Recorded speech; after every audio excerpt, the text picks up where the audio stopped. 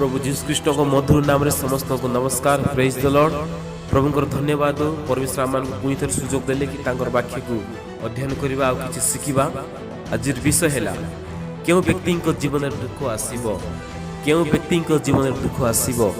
Bible रु आम 6टा point देखिबा। प्रथम हैला नंबर 1, जे परमेश्वर प्रति अबाध्य हुए तार जीवन दुख आसीबो।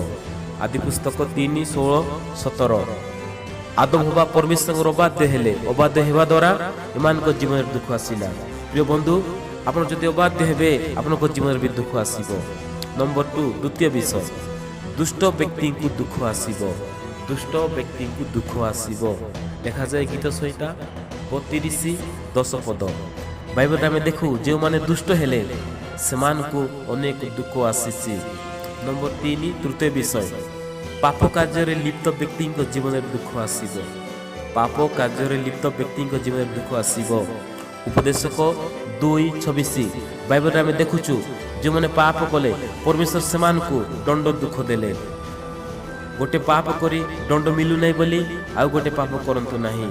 मन रखंतु जो परमेश्वर आदम को, जो परमेश्वर सदम हमर पापी लोक मान को दंड देले, से पाप करबा लोक को छाड़िबे नहीं, दंड दुख देबे।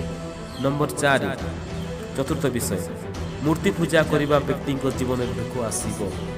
मूर्ति पूजा करबा व्यक्ति जीवन दुख आसीबो। गीत संहिता 16:4। नंबर 5, पंचम रे मद्य सुरापान करबा व्यक्ति जीवन दुख आसीबो। मद्य सुरापान करबा व्यक्ति जीवन दुख आसीबो। गीतोपदेश 23:29-30।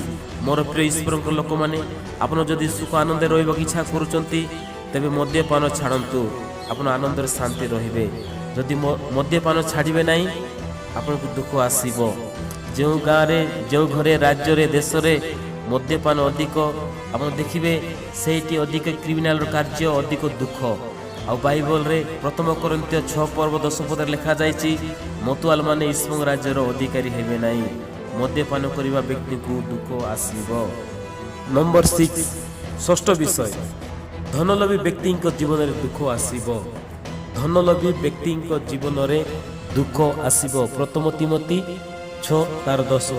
मैं बाइबल रे पढ़ीछु एवं अनेक थर प्रचार भी शुणीचु कि जो माने धन को लोभ कले से माने दुख दंड पाइले। उदाहरण, प्रथम आपन बाबिलीय वस्त्र रूपा सोना को लोभ कला।